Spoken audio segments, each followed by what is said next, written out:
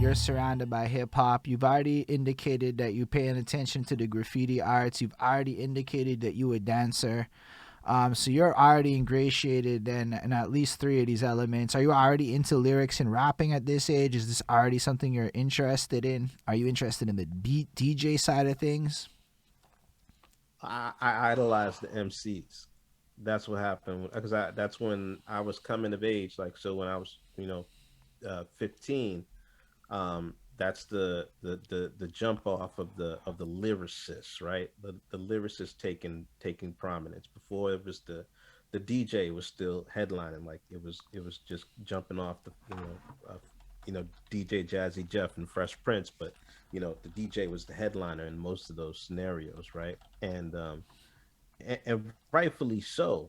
At the time, it was the DJ that really got things off the ground and made people pay attention to the level that brought it to where it is now, right?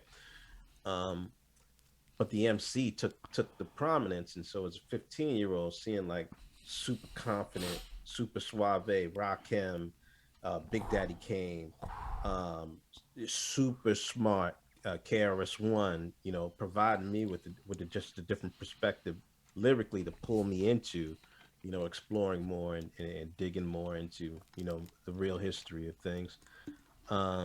It had a tremendous impact. Like that was it. So then I became a fan of lyricism, but I still wasn't like writing seriously until I was like 17 or 18. And at that point in time, we would play football games in Central Park, and and I would write recap rhymes of the game, and I would just kick it to one or two homies afterwards. And both of them were starting to be like, "Yo, you're getting kind of good at this. Like, you might want to think about it." And then at some point, Hold up. one of them You were you connected were me. you were like rapping out. Was it like freestyles or were you writing? But like recaps of the No, game. I was writing recaps of the football games we was having on the Do you have like a weekends. sample of what that would be like? Can you kick a little recap rhyme? Dude, I man, I have no idea. Like, I wish I still had some of that stuff. That's fair. There's in between and during the rough times, like there's an eviction that happened where I lost a lot of really important stuff, and all those old books, all those old memories, like, gone. But you know it was definitely one of those learns in life that you don't want to repeat. And but man, that those rhymes, man, like, uh I wasn't even thinking about it. I wasn't even thinking seriously about at all about being an MC. I was just having fun making lyrical recaps of these games. And I think that's when it was like the what I had been intaking for so long was finally starting to seep in. And of course, like the rhymes, I can tell you this, they were probably patterned after Big Daddy King, because I would steal his rhyme pattern. That's Yo, amazing. actually, I kicked this verse on one of these releases this week, this year. It was I remember back in high school with the fellas writing rhymes for my man Sean and Kevin Ellis, and they would tell this little wannabe star he's on to something with it. Breeze form, then I come to live it. I used to listen to Kane, his flow, I bit it. The way he leaned on the first two, hold on the third, then on the fourth he hit it. Of course, he did it on another level. I'll never compare, never be there. Just like there'll never be another Breeze ever nowhere, and there'll never be another you. That's if you keeping it true.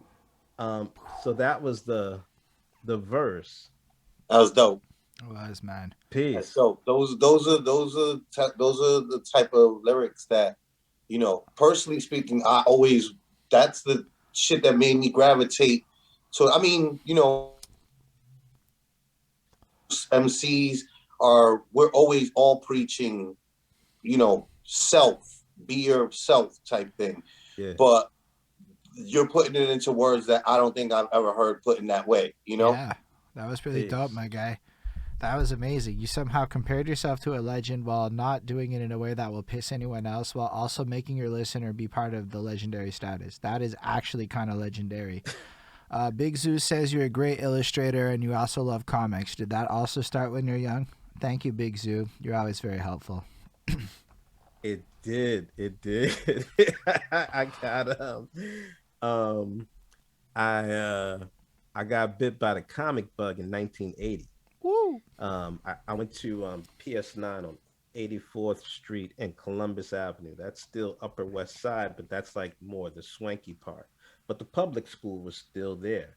In fact, my mom, I think, may have exaggerated some things for us to go to school down there, and not where we live, um, so we can enjoy something a little bit different. But it was a crazy mixed school, and every lunch break I would go out with this dude Robert Lee and Anthony B, and Anthony was like, Eastern European, and Robert Lee was Asian American, and that was my squad, and we go to West Side Comics, and then Robert started boosting from West Side Comics, and he would come with the bubble, and me and Ant would work the two sides of the bins, and then Robert would just grab clumps of back issues and just throw them in his coat, and then we would all just peace out like nothing was happening. And so we would hit up West Side Comics on a regular, while we were on that little spree, and eventually we just got shook because then we just kind of felt them that eyes burning when we would start walking in there. Like they knew something The was up. paranoia of successful crimes. The paranoia that comes with successful crimes. Let me tell you something. You create you you get away with a crime enough times, just Dude. natural paranoia just starts coming about you. You're just That's like, facts, wow, man. I had to run shoplifting I'm gonna get chocolate caught. bars from the grocery store when I was a teenager.